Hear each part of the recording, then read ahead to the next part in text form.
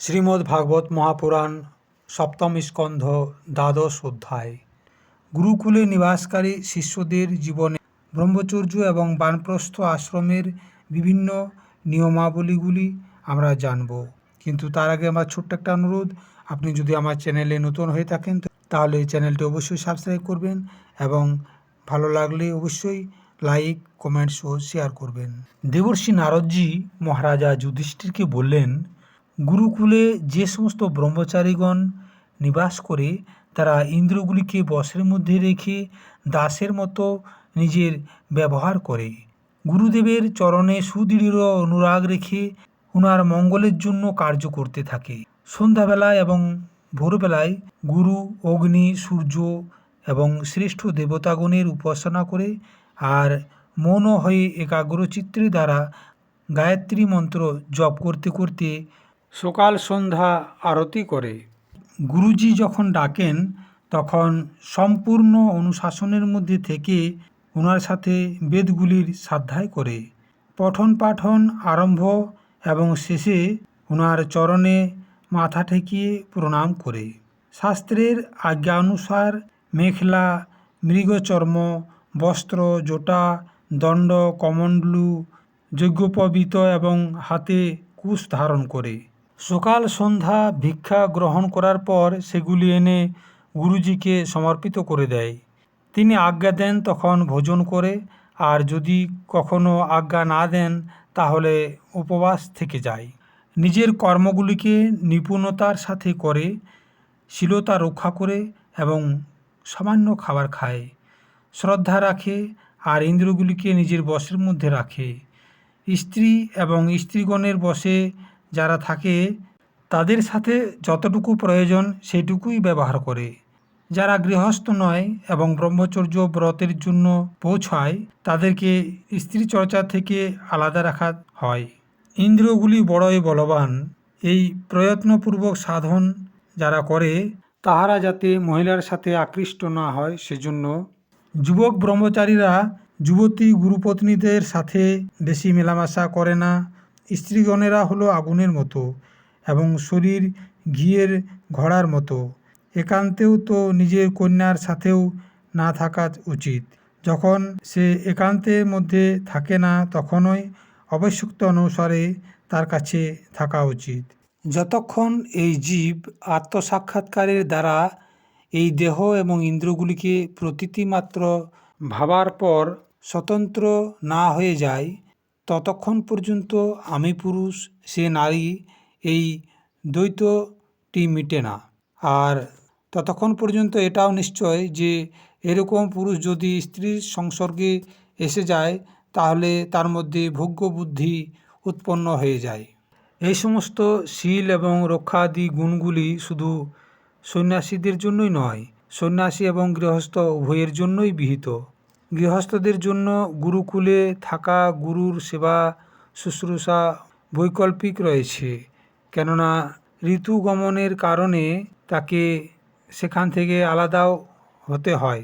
যাহারা ব্রহ্মচর্য ব্রত ধারণ করে তাদের উচিত তারা সুরমা অথবা তেল যেন না লাগায়, স্ত্রীদের চিত্র তৈরি না করে এবং মদ এবং মাংসের সাথে কোনো সম্বন্ধ না রাখে, ফুলের হার, ইত্র, ফুলেল, চন্দন এবং আভূষণগুলিকে ত্যাগ করে দেয়।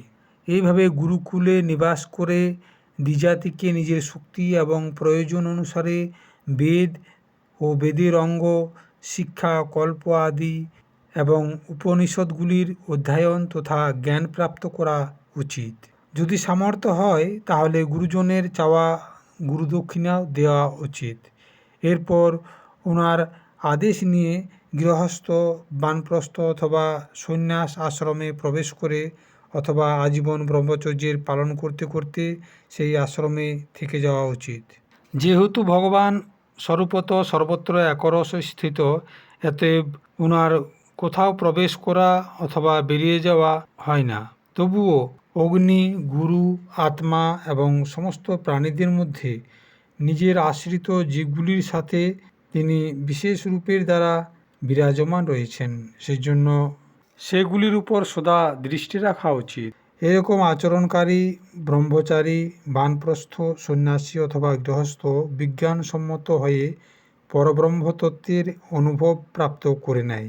দেবর্ষি নারদজি বললেন, এখন আমি ঋষিগণের মত অনুসারে বানপ্রস্থ আশ্রমের নিয়মগুলি বলছি। এই রকম আচরণ করলে পরে বানপ্রস্থ আশ্রমেরা অনায়াসেই ঋষিগণের লোক সেই মহরলোককে প্রাপ্ত করে নেয়। বানপ্রস্থ আশ্রমকারীদের কখনো চাষ দেওয়া জমিতে উৎপন্ন চাল, গম আদি অন্নগুলি খাওয়া উচিত নয়। বিনা চাষ করে যে সমস্ত অন্নগুলি উৎপন্ন হয় সেগুলিও যদি অসময়ে পেকে যায় তাহলে সেটাও খেতে পাবে না। আগুনের দ্বারা রান্না করা অথবা কাঁচা অন্ন খাওয়া যাবে না। কেবল সূর্যের তাপের দ্বারা পরিপক্ক কন্দমূল, ফল আদির সেবন করতে পাবে। জঙ্গলে আপনা আপনি যে সমস্ত ধান আদি উৎপন্ন হয় সেই নিত্য নৈমিত্তিক চরু এবং পুরোডাস এর হবন করা।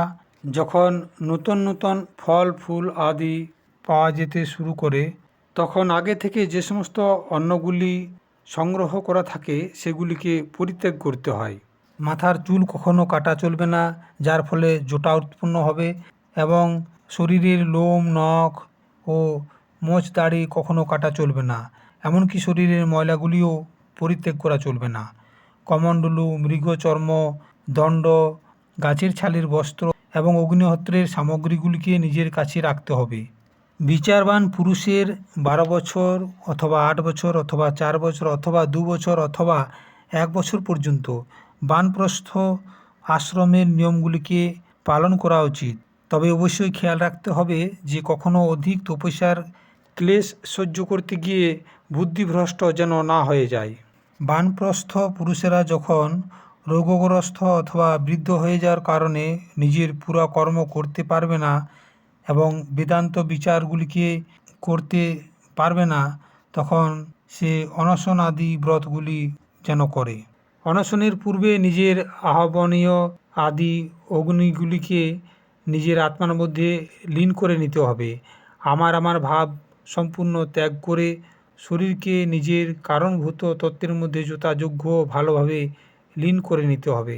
জিতেন্দ্রীয় পুরুষ নিজের শরীরের ছিদ্রাকাশকে আকাশের মধ্যে, প্রাণকে বায়ুর মধ্যে, গরমকে অগ্নির মধ্যে, রক্ত, কফ, পিপ আদি জলীয় তত্ত্বগুলিকে জলের মধ্যে এবং হাড় আদি কঠিন বস্তুগুলিকে পৃথিবীর মধ্যে লীন করে দিতে হবে। এইভাবে বাণী ও তাহার কর্ম ভাষণকে নিজের অধিষ্ঠাত্রী দেবতা অগ্নির মধ্যে, হাত ও তাহার দ্বারা উৎপন্ন কলা কৌশলকে ইন্দ্রের মধ্যে, চরণ এবং তাহার গতিকে কালস্বরূপ বিষ্ণুর মধ্যে, রতি এবং উপস্থকে প্রজাপতির মধ্যে এবং পায়ু ও মলোৎসর্গকে তাহার আশ্রয়ের অনুসারে মৃত্যুর মধ্যে লীন করে দিতে হবে।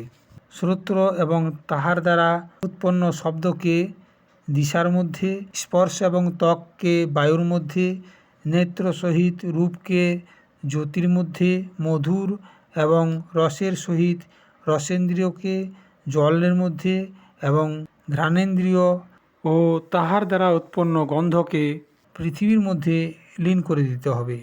মনোরথের সাথে মনকে চন্দ্রর সাথে, জ্ঞান সহিত বুদ্ধিকে ব্রহ্মার মধ্যে তথা মমতা ও অহংকার স্বরূপ কর্মগুলিকে রুদ্রের মধ্যে লীন করে দিতে হবে।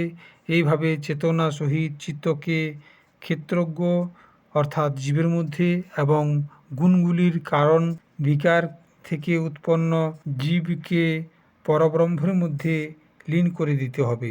সেই সাথে পৃথিবীর জলের মধ্যে, জলের অগ্নির মধ্যে, অগ্নির বায়ুর মধ্যে, বায়ুর আকাশের মধ্যে, আকাশের অহংকারের মধ্যে, অহংকারের মহত্তত্ত্বের মধ্যে, মহত্তত্ত্বের অব্যক্তর মধ্যে এবং অব্যক্তর অবিনাশী পরমাত্মার মধ্যে লীন করে দাও।